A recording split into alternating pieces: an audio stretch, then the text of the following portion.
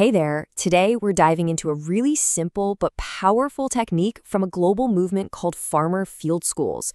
Seriously, it's a method designed to turn people who just sit and listen into active leaders. It's a total game changer for how groups work together. But first, think about this for a second. You've been there, right? In a meeting, a workshop, any group setting. There are always a few people who do all the talking, while everyone else just kind of hangs back. So how do you crack that code?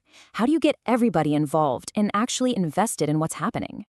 Well, this is where farmer field schools, or FFS for short, they have a brilliant answer to that question.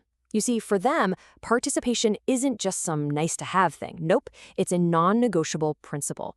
It is the absolute foundation of how they approach learning. And this quote, man, it just says it all.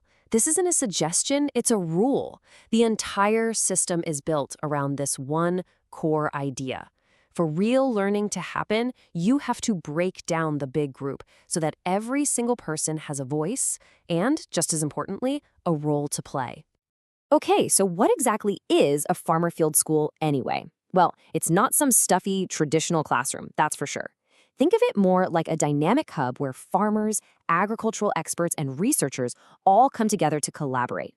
It's this team environment that makes it the perfect place for the technique we're about to get into. So, how do they actually pull it off? How do they guarantee that everyone participates? They use this incredibly simple yet powerful concept they call host teams. A host team, or a min group, is just a small, rotating team from within the larger group. But here's the magic trick. They don't just participate. They're given real responsibility to help run and manage the day's activities. They basically become co-pilots for the entire session. How cool is that? And the goals here are way bigger than just checking off a to-do list. I mean, when you give people real responsibility, of course their participation shoots up, but it also builds this incredible sense of ownership. And on top of all that, they're developing real tangible skills in organization and communication. It's a win-win-win. All right, so the idea sounds awesome, right? But how do you actually do it? Well, the best part is, it's super simple. Let's just walk through the how-to. It all breaks down into 4 really straightforward steps. First, the facilitator explains the whole concept. You gotta get that buy-in so everyone knows why they're doing this. Second, you split the main group up, and you do it randomly to kind of mix things up and avoid cliques. Third, and this is the fun part, each new little team gets its own identity.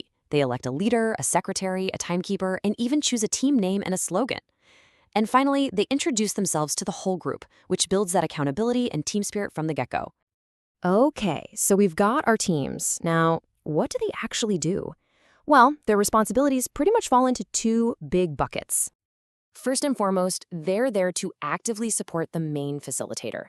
Now, we're not talking about taking over. It's all about sharing the load and just making the whole session run like a well-oiled machine. And I mean, they get really hands-on. They aren't just watching from the sidelines. They're in there helping prep the daily schedule, they're keeping an eye on the clock, they're taking notes for the group, handing out materials. They even kick things off by recapping what happened in the last session. They seriously become part of the facilitation crew. But it's not just about logistics and to-do lists. That second bucket, this is where things get really powerful.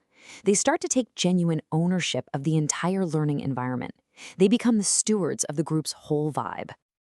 And just look at what this means. They're the ones arranging the room, keeping the place clean, and even leading little energizer exercises to keep the energy levels high. They take the lead on introducing guest speakers, making sure everyone feels welcome. They really truly embody that role of host for the day. So let's just boil it all down. Why does this simple system work so well? First, you've got shared responsibility. The pressure isn't all on one person. That naturally leads to active participation because everyone has a clear job to do. While they're at it, they're building real-world skills in leadership and communication. And the biggest payoff of all? Group ownership. The learning experience truly, genuinely belongs to the participants.